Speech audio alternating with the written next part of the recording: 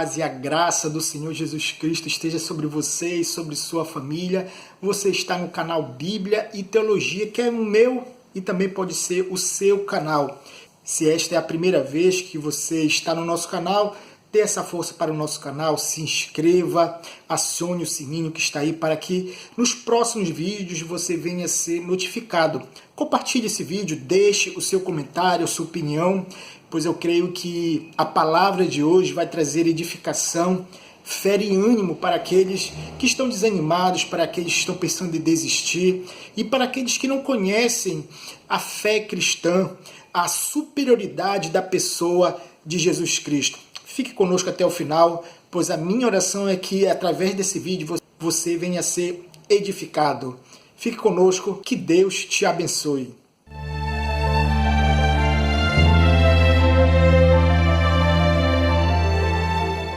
O texto que eu quero compartilhar com você neste dia se encontra na carta aos Hebreus, no capítulo 10 e no verso 29 em diante, que diz assim: Tendo, pois, irmãos, intrepidez para entrar no Santo dos Santos, pelo sangue de Jesus, pelo novo e vivo caminho que ele nos consagrou pelo véu, isto é, pela sua carne, e tendo grande sacerdote sobre a casa de Deus, aproximemo-nos com sincero coração, em plena certeza de fé, tendo o coração purificado da má consciência e lavado o corpo com água pura. Guardemos firme a confissão da esperança sem vacilar, pois quem fez a promessa é fiel. A carta aos Hebreus foi escrita para uma igreja predominantemente judaica, e aqueles irmãos estavam passando problemas difíceis de perseguição, muitos estavam sendo roubados, tendo suas propriedades solapadas por aqueles que perseguiam a fé cristã. E muitos estavam desanimados, sendo tentados a abandonar a fé cristã. E o escritor descreve essa carta inspirada pelo Espírito Santo com o propósito de animar e principalmente mostrar que a fé cristã é uma fé verdadeira. Eles estavam sendo tentados a retornar à sua antiga religião, que é a religião judaica. E ele, o escritor dessa carta, busca mostrar com eficácia, com piedade e com poder inspirador do Espírito Santo que Jesus Cristo é superior a tudo aquilo que foi escrito, que Jesus Cristo é superior a todas as cerimônias, a todos os sacrifícios, a todo o ministério do Antigo Testamento. Ele começa esse versículo que a gente leu dizendo: Tendo, pois, irmãos, intrepidez para entrar no Santo dos Santos. Santo dos Santos não é uma frase ou um termo comum no Novo Testamento.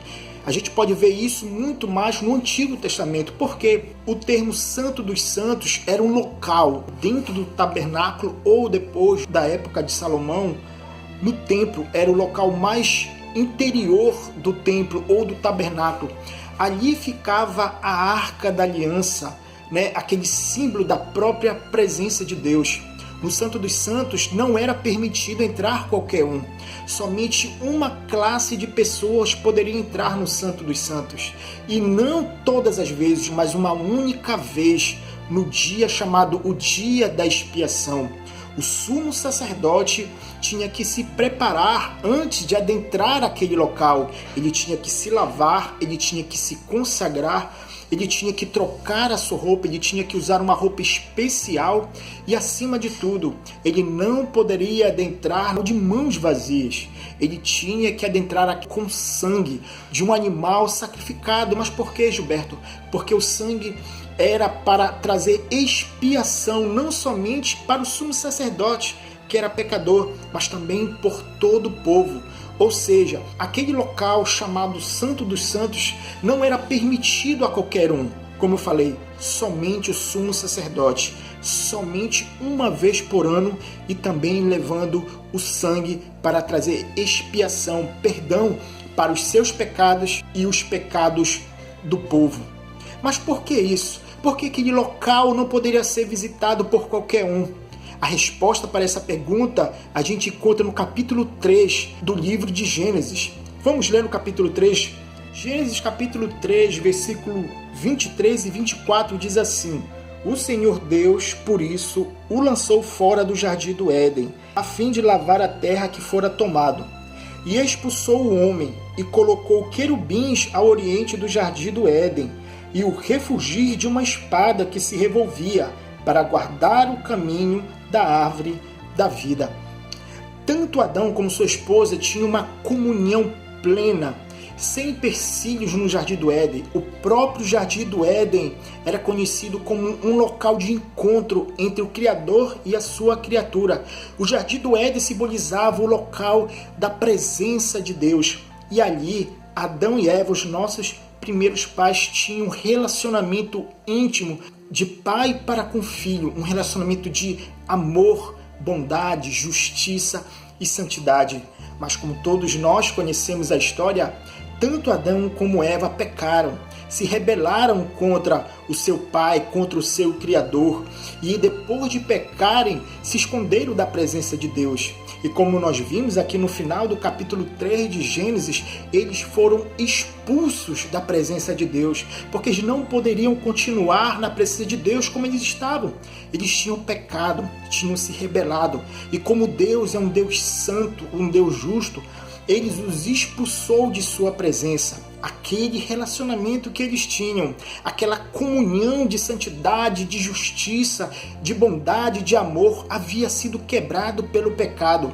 Por causa disso, eles foram expulsos. Como nós vimos aqui no capítulo 3, versículo 23 e 24, Deus colocou querubins na entrada e uma espada. Deus deu a ordem a Moisés para que na entrada do Santo dos Santos fosse confeccionada uma cortina que separasse o Santo dos Santos do outro lugar. Aquela cortina foi bordado a imagem dos querubins. Os querubins eram uma classe de anjos que tinha como propósito resguardar a santidade de Deus.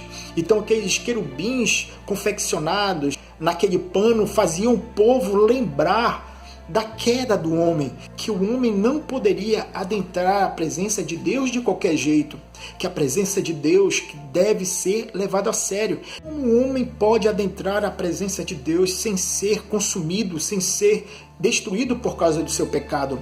Havia também uma promessa no Jardim do Éden, que Deus enviaria o descendente da mulher, o Messias esperado, e através dele Deus perdoaria os pecados e a culpa do seu povo.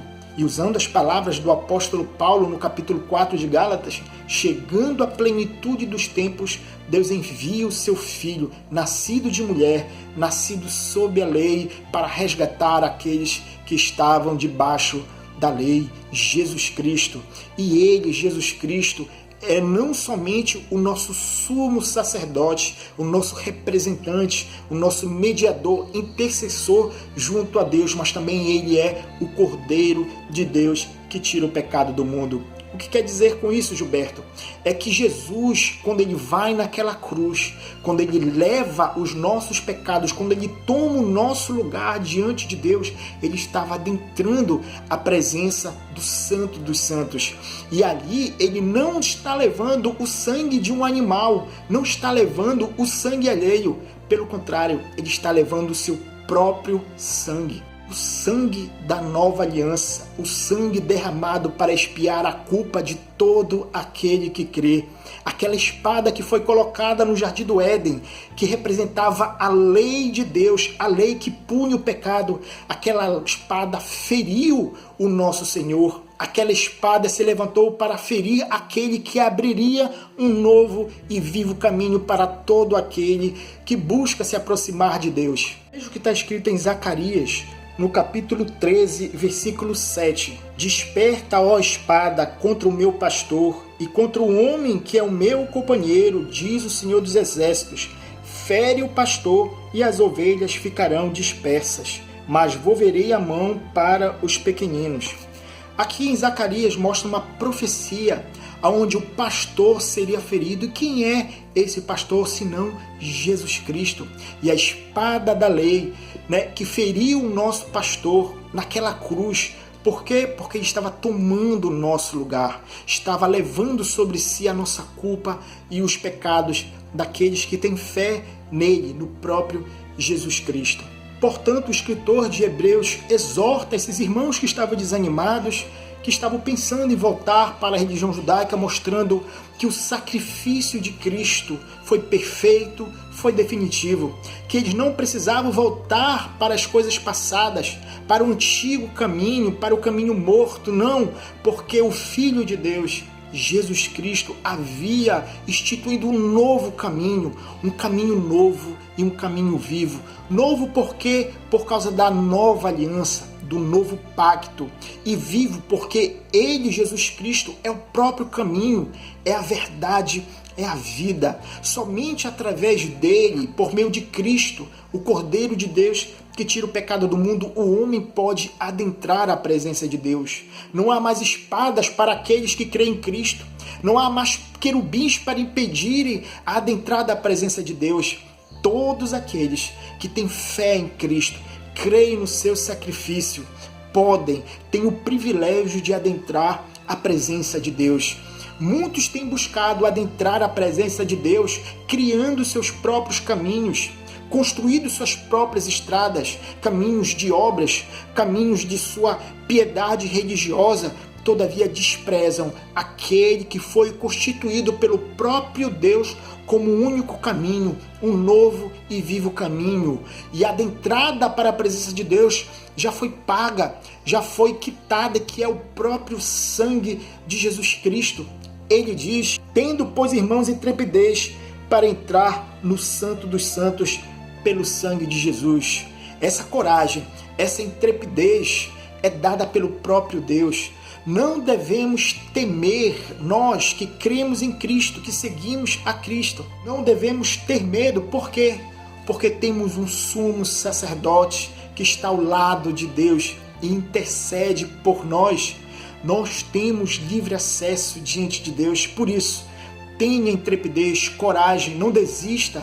É certo que o caminho é difícil, há perseguições, privações, muitas vezes somos taxados de quadrado, mas a palavra de Deus nos diz: tendo intrepidez para adentrar no Santo dos Santos. Você tem abraçado essa graça, muitos têm negligenciado essa promessa, essa bênção de Deus, parecendo que a presença de Deus é como algo comum. Não, é saída para a presença de Deus é somente para aqueles que têm a fé em Jesus Cristo. Por isso, irmãos, nos aproximemos de Deus, não nos esquecemos, ou melhor, não negligenciemos essa bênção maravilhosa e gloriosa conquistada pelo nosso Senhor Jesus Cristo, a presença de Deus. Aqueles que buscam a presença de Deus, distantes de Cristo, não encontrarão um Deus de graça, um Deus de misericórdia, um Deus de perdão. Aqueles que buscam adentrar a presença de Deus, confiando nas suas próprias obras, na sua própria piedade, não encontrarão um Deus de perdão, mas um Deus que é fogo consumidor. Você crê em Cristo? Você reconhece o sacrifício de Cristo? Você não tem criado outros caminhos?